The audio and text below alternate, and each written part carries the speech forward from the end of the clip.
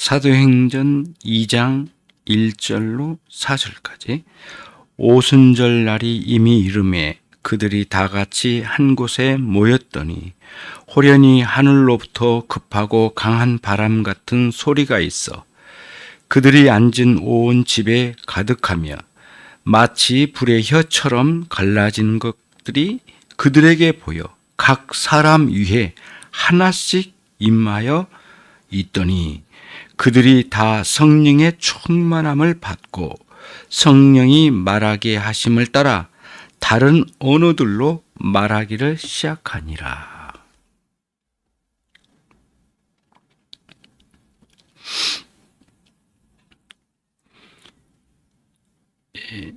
이제 우리들이 오늘날 이제 사도행전을 통해서 교회가 어떻게 시작됐고, 교회는 누구에 의해서 교회가 세워졌고, 또 교회는 무엇을 말하려고 하는가, 이런 아주 핵심적이고 본질적인 내용을 이렇게 돌아가서 제대로 알고 인식하는 것이 중요하다는 거예요. 그러니까 기독교가 도대체 무엇인가? 우리는 그것을 좀 깊이 좀 생각을 해야 하는 자리로 가야 되거든요. 사도행전이 그거를 이야기하려고 하는 부분이 굉장히 많아요. 사람들은 이런 교회가 사람들이 만들어 놓고 사람들이 몰려들어서 사람들에 의해서 세워진 교회로 본단 말이에요. 대부분의 사람들은 그렇게 생각한다고 하는 거예요.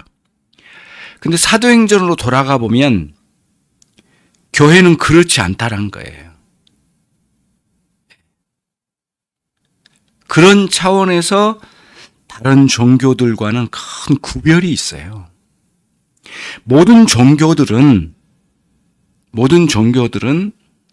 사람에 의해서 만들어지고 사람에 의해서 구성되는 거예요. 모든 종교들은 그런 거예요. 근데 기독교는 엄밀하게 말씀드리자면 기독교는 그런 종교가 아니에요. 기독교는 그런 종교가 아니라는 거예요. 종교는 일종의 사람이 만들어 놓은 것이 종교거든요. 근데 오늘 이 사도행전으로 가보면 호련히 하늘로부터 성령이 임하심을 표현하고 있어요. 뭔가 하나님께서 사람들 가운데 임하셔서 역사하신 장면이거든요. 오늘 2장 1절로 4절의 말씀이, 그렇죠? 불의 혀와 같은 성령이 120명의 성도들이 모여서 기도하는 그곳에 각 사람 위에 내려왔다고 그렇게 돼 있거든요. 각 사람 위에 불의 혀와 같은 성령의 모습이 각 사람 위의 형상으로 내려왔다라고 되어 있어요.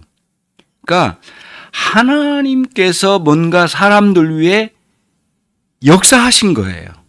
그렇죠? 그런 차원에서 우리는 이제 교회는 도대체 인간들에 의해서 만들어진 것인가 라고 생각하는 대부분의 사람들의 생각과 전혀 다른 답변이 성경, 특히 사도행전에 아주 명백하게 드러나요. 교회는 기독교 교회의 첫 출발 같은 모습이잖아요. 지금 교회가 세워지고 있는 장면이거든요. 성령이 그들 가운데 임하여서 교회가 세워졌잖아요. 하나님께서 세우신 교회라고 하는 거예요. 그런 차원에서. 각 성도들을 하나님께서 찾아오셔서 그들을 거듭나게 하시고 회심을 경험하게 하시고 그리고 그리스도를 믿는 믿음과 회개를 통하여 살게 하셨잖아요. 그리고 또 그런 사람들이 또 말씀을 따라 모이게 되고 모인 그들이 한 지역에 일정한 교회를 형성하고 있는데, 교회는 이렇게 한 지역에 모인 교회로만이 아니라 이 우주적으로 큰 교회, 만방에 흩어져 있는 수많은 주님의 교회들이 있잖아요. 그런 교회가 하나의 교회로 형성됐다고 주일 오후에도 말씀을 드렸는데, 그런 그 교회를 하나님이 세우시고 하나님이 임하셔서 하나님께서 이끌어 가신 교회라고 하는 거예요. 그거를 사도행전이 그거를 그렇게 여기서 이제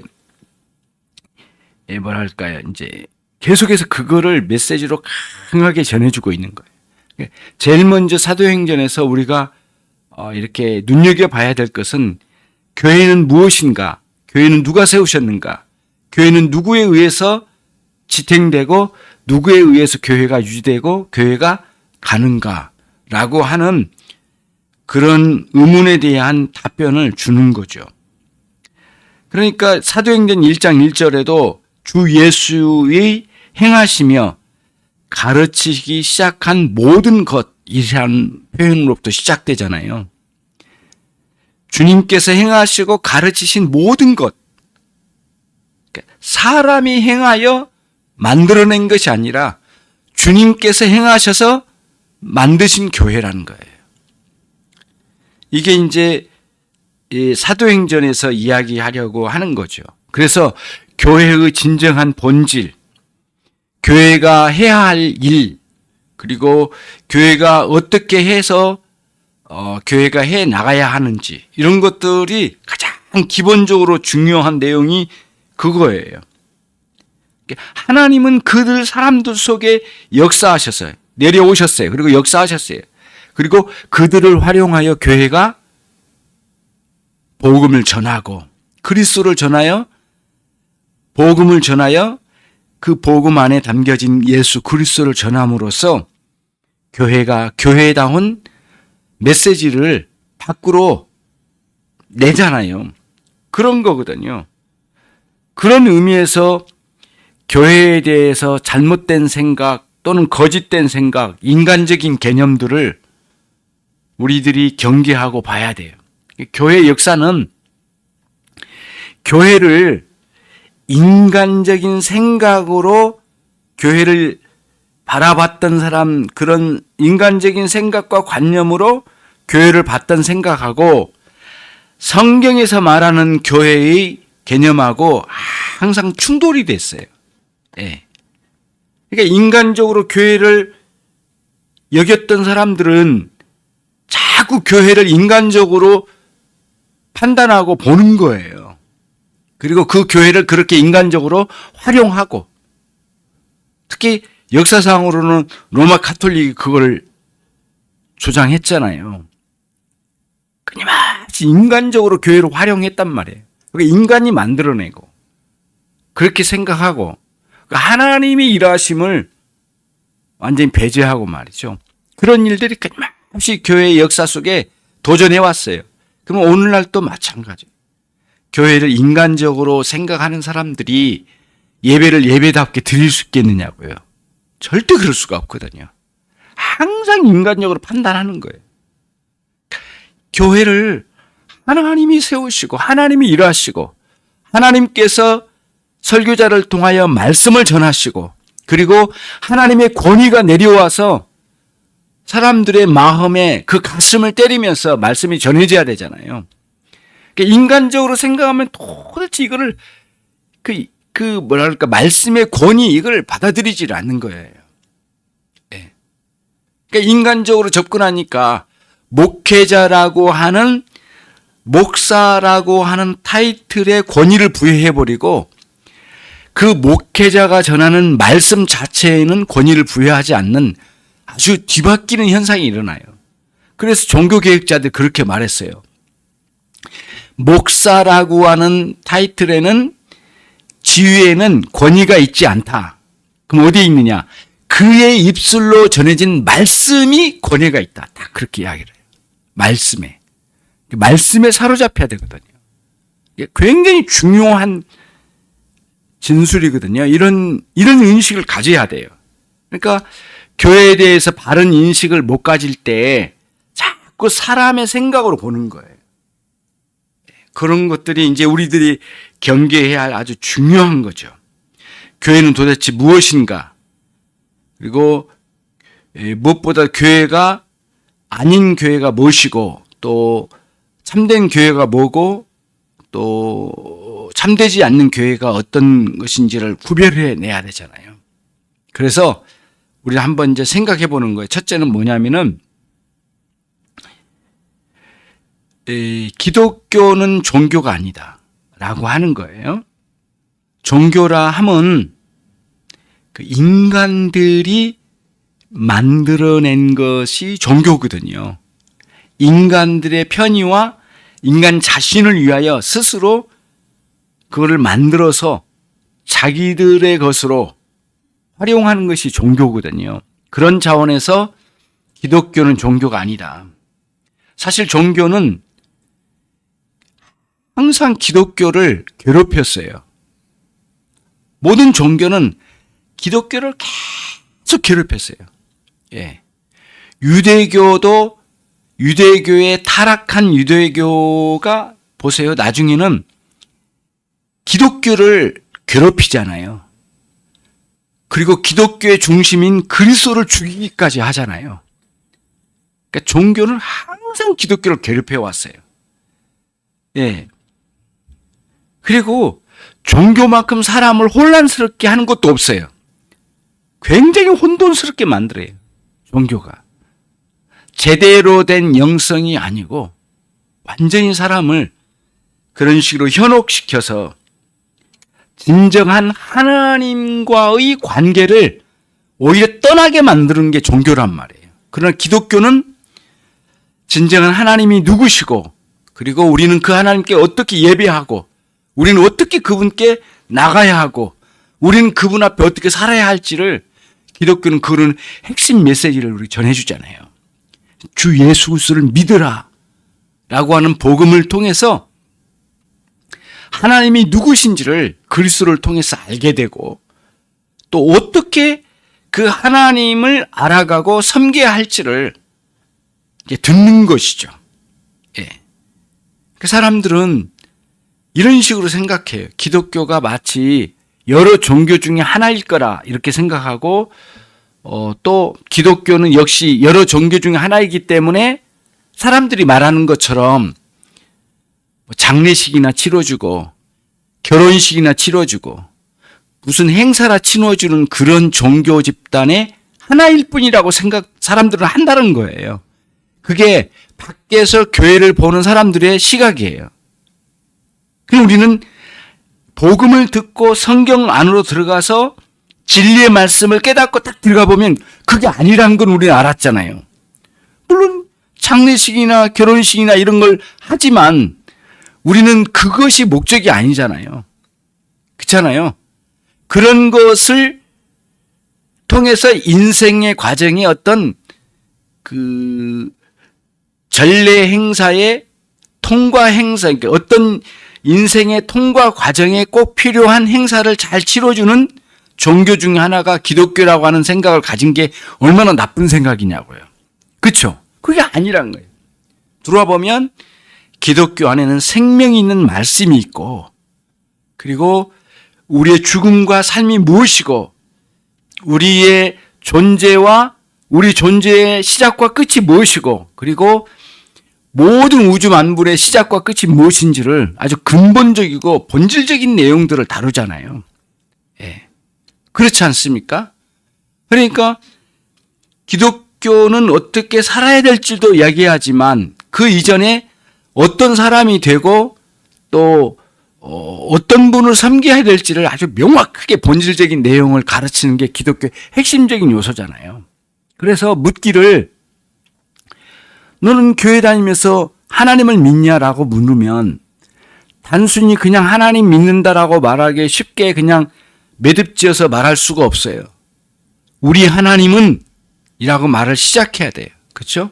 우리 하나님은 살아계신 하나님이시고 스스로 존재하시되 우리 하나님은 성부 하나님, 성자 하나님, 성령 하나님으로 존재하시고 만물을 창조하시고 이 세상을 다스리시고 이 세상 안에 있는 인생들을 구원하기 위하여 당신의 독생자를 이 땅에 보내신 하나님 아버지, 그리고 그 하나님 아버지께서 우리에게 아들을 통하여 보내주신 성령으로 말미암아 우리가 하나님을 알게 되고 믿게 되고 섬기게 되고 사랑하게 된다.